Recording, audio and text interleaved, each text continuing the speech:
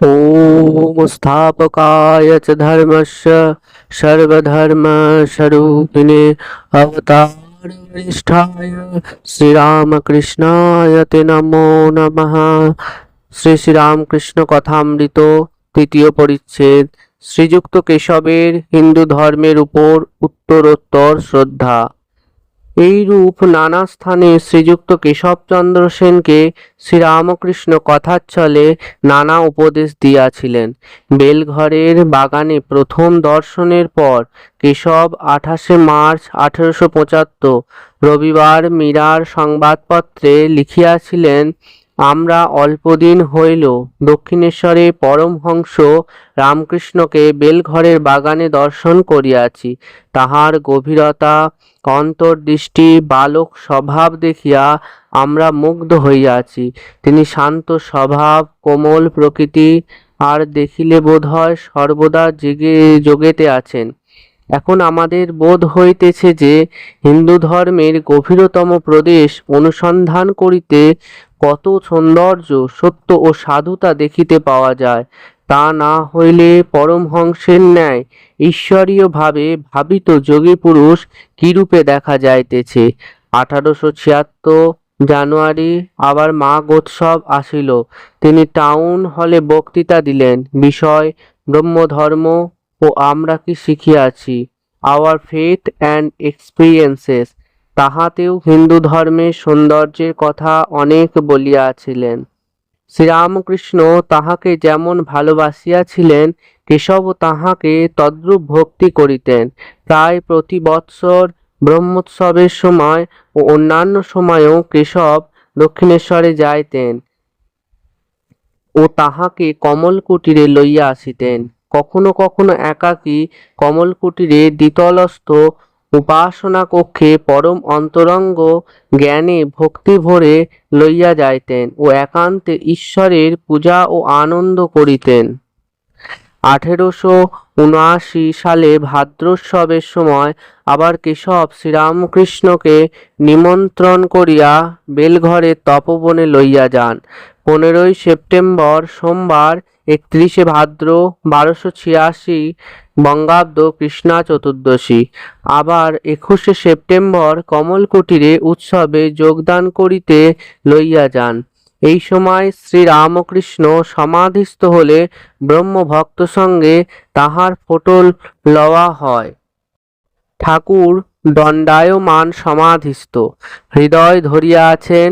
22 October 6 Kartik 1286 বঙ্গাব্দ বুধবার মহাষ্টমী। নবমীর দিন কেশব দক্ষিণেশ্বরে গিয়া তাহাকে দর্শন করিলেন।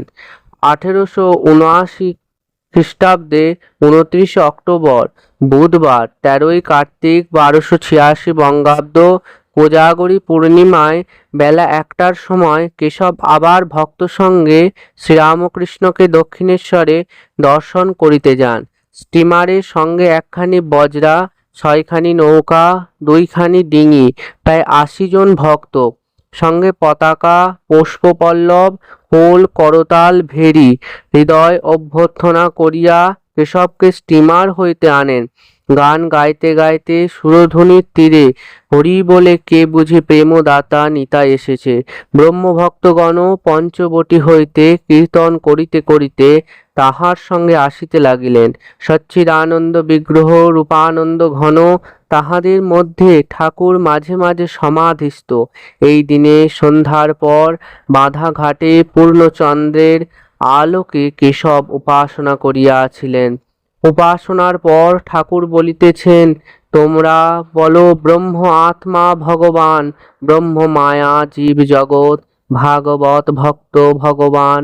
কেশবাদি ব্রহ্মভক্তগণ সেই চন্দ্রলোকে ভাগীরথী তীরে সমস্বরে শ্রীরামকৃষ্ণের সঙ্গে সঙ্গে ওই সকল মন্ত্র ভক্তি ভরে উচ্চারণ করিতে লাগিলেন।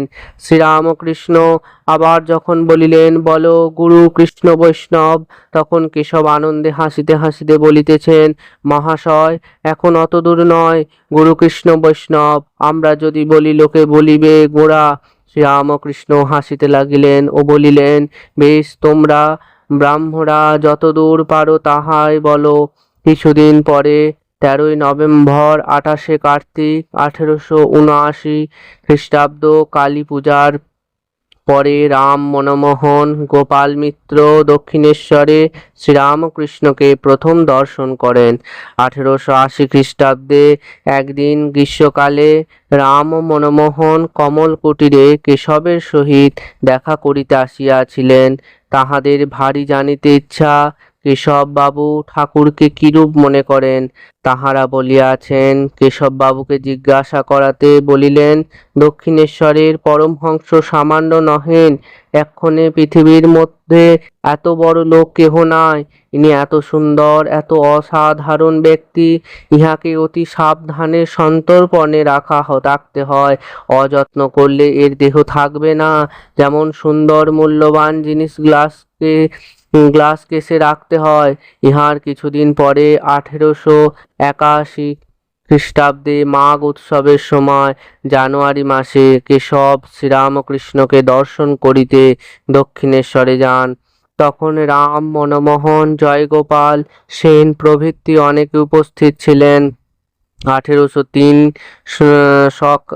পয়লা শ্রাবণ কৃষ্ণা চতুর্থী 1288 বঙ্গাব্দ শুক্রবার 15ই জুলাই 1881 খ্রিস্টাব্দ কেশব আবার শ্রীরামকৃষ্ণকে দক্ষিণেশ্বর হইতে স্টিমারে তুলিয়া লন। 1881 খ্রিস্টাব্দে নভেম্বর মাসে মনমোহনের বাটিতে যখন ঠাকুরের শুভাগমন করেন তখন উৎসব হয়।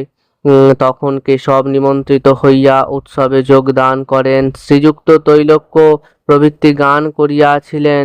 1881 খ্রিস্টাব্দে ডিসেম্বর মাসে রাজেন্দ্র মিত্রের বাটিতে শ্রীরামকৃষ্ণ নিমন্ত্রিত হইয়া যান। শ্রীযুক্ত কেশবও গিয়াছিলেন বাটিতে।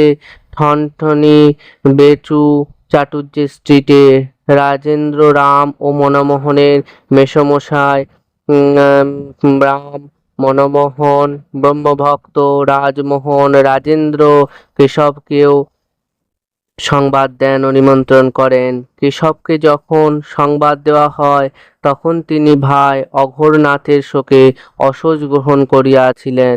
প্রচারক ভাই অঘোর 24শে অগ্রহায়ণ 8ই ডিসেম্বর বৃহস্পতিবারে লক্ষ্ণৌ নগরে দেহত্যাগ করেন। সকলে মনে করিলেন কেশব বুঝি আসিতে পারিবে না। কেশব সংবাদ পাইয়া বলিলেন, সে কি পরমহংস মহাশয় আসিবেন আর আমি যাইব না? অবশ্যই যাইব, অসহ্য, তাই আমি আলাদা জায়গায় খাব। মনমোহনের মাতা ঠাকুরানী পরম ভক্তিমতী শ্যামাসুন্দরী দেবী ঠাকুরকে পরিবেশন করিয়াছিলেন। রাম খাবার সময় দাঁড়াইয়াছিলেন। যেদিন রাজেন্দ্রের বাটিতে শ্রীরামকৃষ্ণ শুভাগমন করেন সেই দিন অপরাহ্নে সুরেন্দ্র তাহাকে লইয়া চীনা বাজারে তাহার ফটোগ্রাফ লইয়াছিলেন। ঠাকুর দণ্ডায়মান সমাধিস্থ। উৎসবের দিবসে মহেন্দ্র গোস্বামী ভাগবত পাঠ করিলেন। 1882 খ্রিস্টাব্দে জানুয়ারি মাঘ উৎসবের সময় শিমুলিয়া ব্রহ্ম সমাজের উৎসব হয়। জ্ঞান চৌধুরীর বাটিতে দালানে ও উঠানে উপাসনা ও কীর্তন হয়।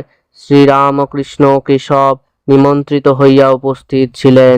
এই স্থানে নরেন্দ্রের গান ঠাকুরের প্রথমে শুনেন ও তাহাকে দক্ষিণেশ্বরে যাইতে বলেন। 1882 খ্রিস্টাব্দে 23শে ফেব্রুয়ারি 12ই ফাল্গুন বৃহস্পতিবার কেশব শ্রীরামকৃষ্ণকে দক্ষিণেশ্বরে ভক্ত সঙ্গে আবার দর্শন করিতে আসেন। সঙ্গে জোসেফ কুক, আমেরিকান পাদ্রী মিস পিগড ব্রহ্মভক্তগণ সহ কেশব ঠাকুরকে স্টিমারে তুলিয়া লইলেন। কুক সাহেব শ্রীরামকৃষ্ণের সমাধি অবস্থা দেখিলেন। শ্রীযুক্ত নগেন্দ্র এই জাহাজে উপস্থিত ছিলেন। তাহার মুখে সমস্ত শুনিয়া মাস্টার 10-15 দিনের মধ্যে দক্ষিণেশ্বরে শ্রীরামকৃষ্ণকে প্রথম দর্শন করেন। 3 মাস পরে এপ্রিল মাসে শ্রীরামকৃষ্ণ কমল কুটিরে কেশবকে দেখিতে আসেন। তাহারই একটু বিবরণ এই পরিচ্ছেদে দেওয়া হইল। আজকে এই পর্যন্ত। নমস্কার, ভালো থাকবেন সকলে।